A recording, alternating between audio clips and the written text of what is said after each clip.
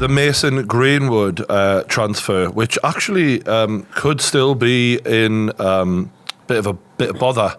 He's gone to Getafe in Spain to try and rebuild his career in a really weird scenario where obviously we've seen all the evidence. We all know what went on. Manchester United put a statement out after they'd leaked to test the water and say, can we bring him back? Okay, we won't bring him back. We'll release a statement. In the statement they released, the guy said, we believe he's innocent, which begs the question, well, why releasing them then? Well, he's done nothing wrong. You think he's in it? Mason Greenwood also claimed, I am innocent in his statement. Again, so now he's off to Getafe, and Man United said, we are letting the player go. To everyone else, that seemed to be the end of Mason Greenwood's time at Manchester United. Lo and behold, he's gone on loan to Getafe after a deal with Lazio fell through. Does say a lot when Lazio turning their nose up at you because they'll have any fucker. And now there's protests starting or complaints starting from women's organisations in that part of Spain to say they're not happy with it. And it turns out Manchester United will also be paying half of his wages. I think that's the case. And forgive us if I'm wrong, but that's what I'm reading. And they're also going to pay for an £8,000 a month luxury 6-bedroom villa and a translator to make sure that he settles in all right. Good to know they're looking after the lad. And I just wondered what we thought of this, because it is still very possible that Mason Greenwood could come back to Manchester United next season based on the fact that he has not been sold.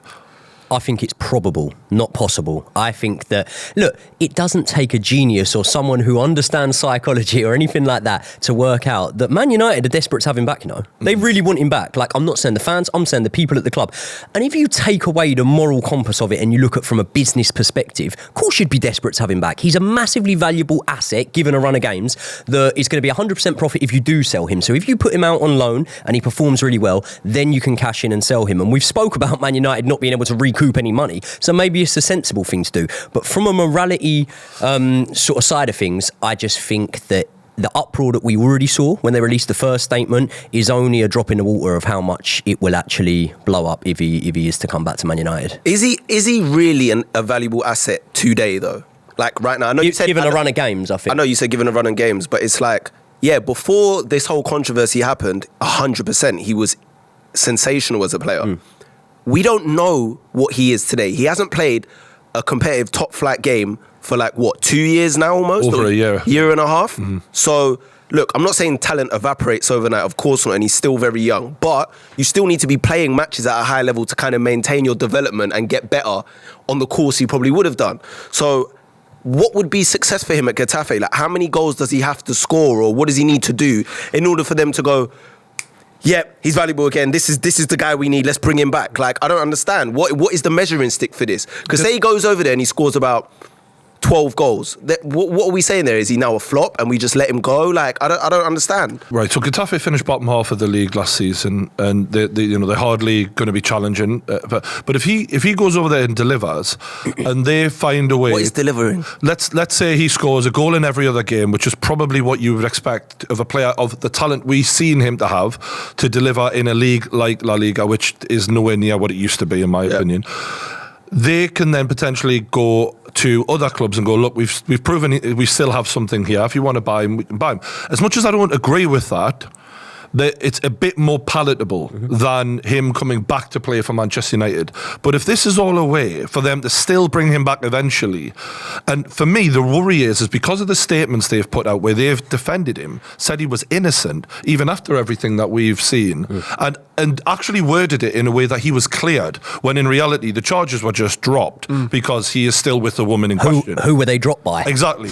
So key witnesses. Exactly. Who's that? The girl? Exactly. So if they still find a way to bring him back after that would be a disgrace, and not just a disgrace to the club, but also it's so unfair on the fans, because the fans haven't got a say in this, just like with who their owner is. They're powerless. Okay, he goes to La Liga, his value goes up, and then they sell him. No.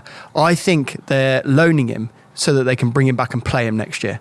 That's the way they're doing it. Everyone forgets about it. The Ferrari goes away from the story, and then he ends up playing again for United. And that's where the United staff, the women's team, everyone involved in the club needs to remember the potency and the way they feel right now, so that they hold on to that for next summer, because there's going to be the same discussion next year that there is right now, because he's only on a loan. And you've also got to remember with this situation as well, listen, I've spoke before in the past about the wages that footballers get paid, and a lot of people think that footballers are overpaid, and I don't think footballers are overpaid, because one thing that comes into it is you do waive your rights to almost a private life in a way. You're going to have a magnifying glass on you, and whether you like it or not, if you're representing Man United, Spurs, Arsenal, Newcastle, whoever, you are a role model, okay? So then you can't have these things leaked out about you, and they can't be happening in the first place. And when Man United say something along the lines of, we believe he's innocent, I know it sounds very simplistic, but I'd like to know then, okay, so was the girl lying? Was she lying then? Because if he's innocent, then how does it work? Because you're insinuating that, but you're not exactly saying that. And unfortunately, people can say, well, it's none of your business. Well, yeah, but it sort of is. It's in the public domain now. You can say about cases with Thomas Partey and other players, but maybe fortunately for them, they're not in the public domain. And once it is, you need to tread very carefully about how you manage this situation. I do genuinely think that if he goes on loan and he scores, let's say 12 goals, like Craig was saying, if he goes on loan and scores that, yeah, all right, they're not going to get the same amount of money for him that maybe once they could have bought in if they had have sold him. But I tell you what, 30 mil's better than nothing. So I think that for Man United fans' sake, who don't want to see him back, they should hope that is the situation that plays out. That's what's despicable about all of this, because I get it, business is business, millions and millions, I understand all of that. But it's like, Man United is still one of the richest clubs in the world, even with all the debt they've accrued and all of this. Like, we're seeing the evaluations the Glazers want for them, and that's why they're taking them back off the market. Like, you're not this struggling club who has this super gem that you need this money. Do you get what I mean? You're not depending on him for everything, exactly. It's not like I don't know, Swansea, we need this, like you're Man United. Like, what are we doing here? Like, no one's bigger than the club. We say that all the time about clubs. There's going to be another player that, like Mason Greenwood, some point in the future. This isn't the beginning or the end. And I can't for the life of me understand why they've gone out on the limb so much for someone that it's all based on potential. It's not even a legend at the club. Do you know what I mean? Like, they had legends like Ryan Giggs, who obviously we found out after his career just turned out to be a complete and utter scumbag. And they've kind of just erased him from history. Like, no one really talks about him like that anymore. And rightly so. But it's like with this guy, it's all potential. And can I ask like one good season, and it's like, we're gonna put our whole PR on the line. We're gonna put our whole club on the line, and everything. Our fan base is turning on us.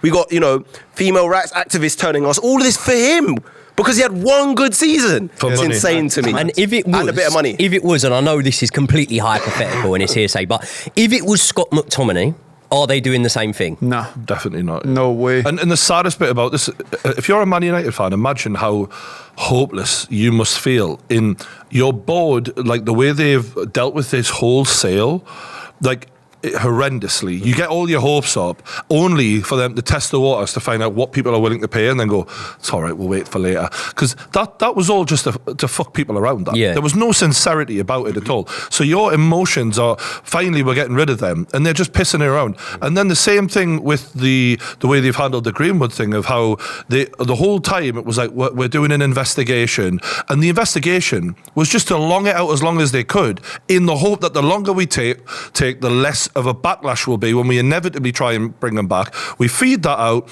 there's still a backlash, okay, we'll loan them out and eventually bring them back inevitably one day anyway. Like, Man United's owners may be the worst we've ever seen in football.